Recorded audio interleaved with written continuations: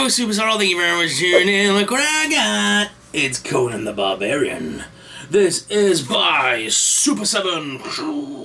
This is my first ever Super7 action figure, and you know what? I've had a sneak peek inside, and I am already really impressed with the look of this figure. I can't wait to take it out and play with it. So we did get two little boxes. We got this one, and we got one that says "To the Death," which I had a little sneaky look on, and it is some awesome new accessories for the figure. And it also says on the back, thank you for your support, Super7. But we got the main box here, which is a very nice Conan the Barbarian box, which I really like. So I'm going to be keeping, obviously, all the boxes. I think it's really cool that they come in this. It comes in a big Super7 Conan box, and then when you open it up, that's to protect the actual art box, which when we slip that out, you'll see is a very nicely detailed. Look at that box. This will probably be the first piece of packaging I ever keep, because this figure deserves to have this box. Look at the design, and it even carries on to the side. Look. What does that say? To the death! And of course, it's got Conan the Barbarian written on the back. I believe this to be based on the original sort of artwork of Conan the Barbarian, so this is probably based on, what, maybe Marvel Comics, possibly? And if we lift that up, we get to see the figure underneath, which is insanely cool. And on the back, it does have a really cool little write-up which says, "Come with us to the Hyborian age. Come with us back to the dark centres which sprawl between the sinkage of Atlantis and the dawn of the recorded time, to the days when the now forgotten land of Aquilonia was the mightiest of nations, and a man's life was worth no more than his strength of his sword arm. Come with us to the raw, untamed world of Conan the Barbarian."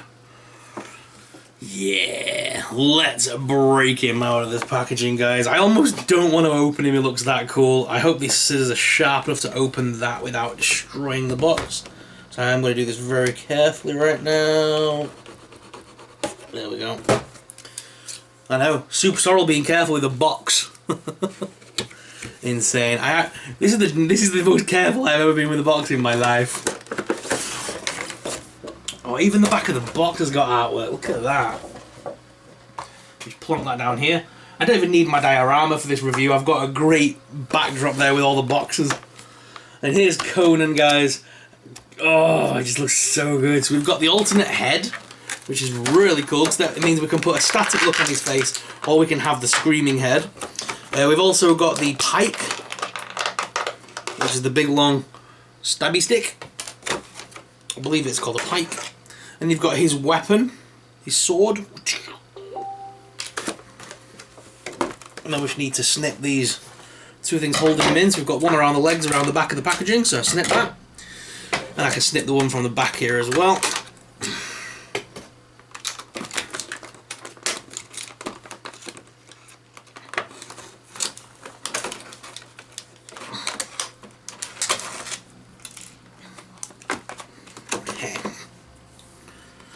Another one? Can't be. Oh no, I don't think so. Try and pop him out. There we go. Oh yeah.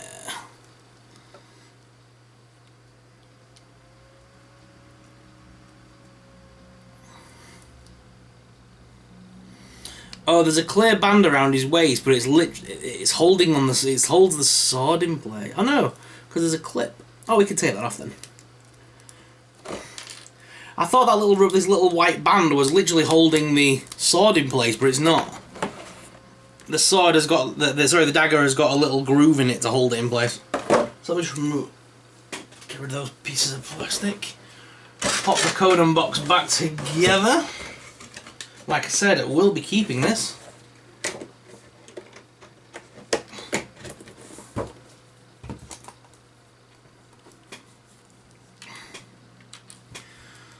Right, so let's take a look at the figure itself, guys. So here it is, out of the packaging, looking really cool. Oh my god, this figure's nice. Does he not crunch forward on that ab crunch? No, only crunches that far forward. So he seems to crunch back quite a way, but only seems to crunch to there. And I don't want to force that any further, because it doesn't like it wants to, so He can lean backwards, and we can lean him up to there. The head is on a ball joint, so again we can make that look around and stuff. And he's got that neck piece there, which is, I think, attaches to the hair, I'm not sure. Oh no, he's got a band that goes all the way around, so you can attach it when you use the other head. We can make him look left and right as well, as much as his hair piece will allow. The arms do lift with that top hinge, do also rotate. There's also rotation of the bicep with a single hinged elbow there. And the hands are on ball joints. I wish that back crunch wasn't as prominent from the back, because it really does ruin the aesthetic look of the figure, in my opinion. I wish that kind of snapped forward again into sort of more of a position, but it is what it is. From the front, it looks beautiful. And you can crunch him around there on that side hinge. His legs lift out pretty far, as well as forwards a little bit. It does get stopped quite a bit. You have to force it up a little bit because of the pant piece here. And he's got a single hinged knee there, with also rotation at the top bicep, so you can get his legs into some different positions. And the feet are on rocker and pivot, and they also have holes in the feet should you wish to use a display base, but I don't know why you would, as this figure feels very sturdy to me, and he's definitely going to stand. So just to show you that little dagger that he comes with, there's a nice little golden bronze looking dagger, and there's a little groove on the back, as you can see. And that does nicely slot into here. There's a little groove there, and we can slot that in. It should hold it in place. There we go. And that's what holds the dagger onto his side, which is nice. Looks very cool. And then of course we've got his giant pike, which is very cool. Nicely spearheaded silver design there. It looks handmade and stuff as well. You can definitely tell it's from like the bronze style era. Probably it's before the bronze era, isn't it, technically? Before pre-Bible era and all that, caveman style. No, it's got to be after that. It's got to be bronze era, hasn't it? But they're making out that it's long before time itself. But yeah, you got that cool stick, and then you've got the actual sword as well, which is very nicely designed. There's a few niggles with it. There's a few little roughages and things on there. Make it look a little bit worn, but I don't think it's meant to. That dagger does fall off pretty easily, by the way. I've just touched it once with my hand and it just fell. But you can get the sword in his hand pretty easily. So that does look, pretty cool. But the people at Super7 did give us a separate packaging, guys, if you remember at the beginning. So let me just stand my CONAN there for 10 seconds. As we open up this other package, it says "To the Death" on it, and thank you for your support, Super7. And if we open it up, it gives us a bloodied version of the sword and pike. Now, I'm scared of these weapons breaking in my box down there, so I'm going to keep this, and I'll be keeping all the weapons in there. And I'm going to actually have CONAN on display in one of my cubby holes. I've decided. So here is the bloodied version of the sword, which, why wouldn't you use that? That's going to be the go-to weapon, I think. I'm going to have that bloodied sword on.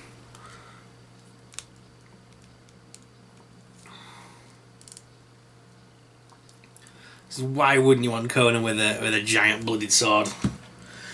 They've done the same with the pike. It's the same pike, except they've just put a nice blood splattering over it. Just like on the packaging, guys, you can have him throwing that as a spear.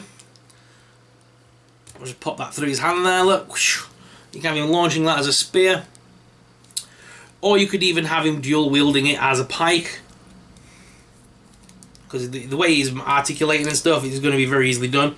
So you would basically have him hold it with two hands, like to stab. Let me just take the bloodied sword out for 10 seconds. Head sculpt wise, which one do we think we're going to be using? We've got the regular expression and we've got the shouted expression. Let's see how easy the head comes off.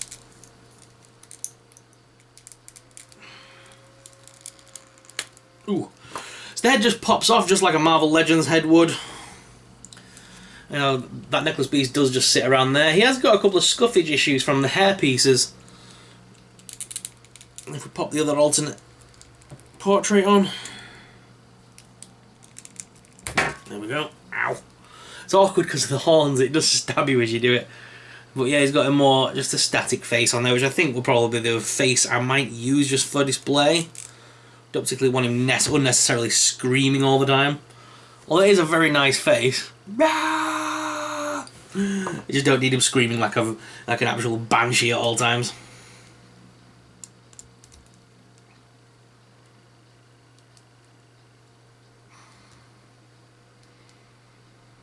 Actually, I'm even thinking the bloodied sword. I might save that for when I need to do action figure photography, and I might just for display purposes, just for general wear and tear, I might use the regular sword for regular display. We'll have the dagger obviously linked onto there. So for regular display purposes, I think I'm going to go with this. We'll keep that nice alternate head and the bloodied weapons for our action figure photography. So obviously they will get general wear and tear from the shelf in case they fall or anything like that. We don't want to risk the unnecessary chipping and damage of accessories we're going to later on use for photography. Try and keep them nice as possible.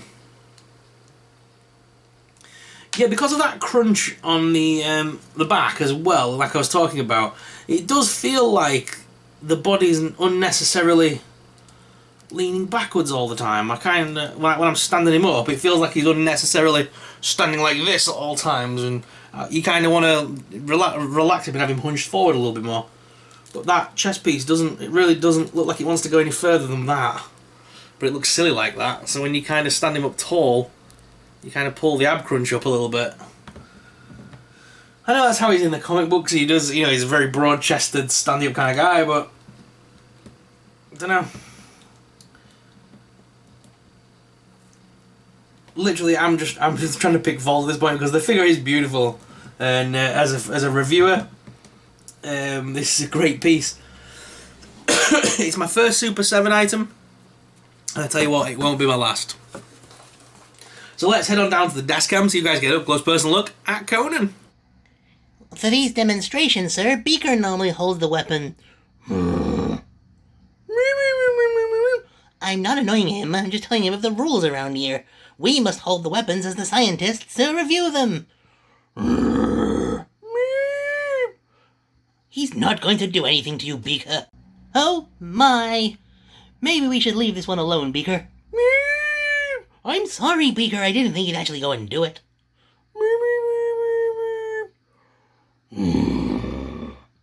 Does he ever say anything other than make noises? Of course I do. I say to the death! Oh no. So guys, like I was saying, now I've had a bit of time to play with it and stuff, I haven't really got a bad word about this figure. It is super nice. It's really cool the way they've made it. It's a great addition to my collection. I'm super glad I got it. It's Conan the Barbarian. Maybe this is the first Conan figure I've ever owned. And you know what? It's my first, because I know like people go on about like the Masters of the Universe line and things like that. This is like the first proper fantasy figure I've ever bought. And it's just super cool, man. They've done a great job in bringing this one to life. And it looks just like the comic books that I read as a kid. The old Conan Marvel comics is what I used to read from the library. It just looks so awesome. Yeah, I'm a big fan of this one, guys. Are you a fan of this one? Let me know in the comments down below. The face, the actual paint aspect and stuff is brilliant. They've not missed a single thing on that face. It is so detailed. I'm even liking the fact that the hair isn't actually a jet black. It's more of got blue in there. That really does match the sort of look it had in the comics, with that old sort of stylized look. It looks nice with the blue because it contrasts with the rest of his costumes, and like the browns as well are all different. They've got a bit of wearing to them and a bit of crinkling, like crinkling of the cloth and stuff. Yeah, just all the paintwork and stuff is brilliant. They really have done a great job. That dagger does fall off a lot though, which is very irritating. I'm considering putting that away with the rest of the actual weapons and stuff now, because I don't want to lose it on display, have it fall off and then get hoovered up or something. So I might leave that in the with the rest of the weapons in the accessories box. But guys, what are your thoughts on this figure? Let me know in the comments below. And here's for the people that have been asking me about scaling. Don't know how you look at it. I mean, Conan is a big guy. And that's how it would look if you wanted to scale in with your Marvel Legends to create kind of the Savage Avengers. Wolverine would look awfully short at the side of Conan, though, because Wolverine's obviously a lot shorter than some of the other figures in this line, so he would look very small. But it could work, I suppose. Conan is a 7-inch scale figure, but he is also a massive barbarian, so it could work under the right circumstances. I don't know. What are your guys' thoughts? Do you think he could make the Savage Avengers with this line, with this figure? Let us know in the comments.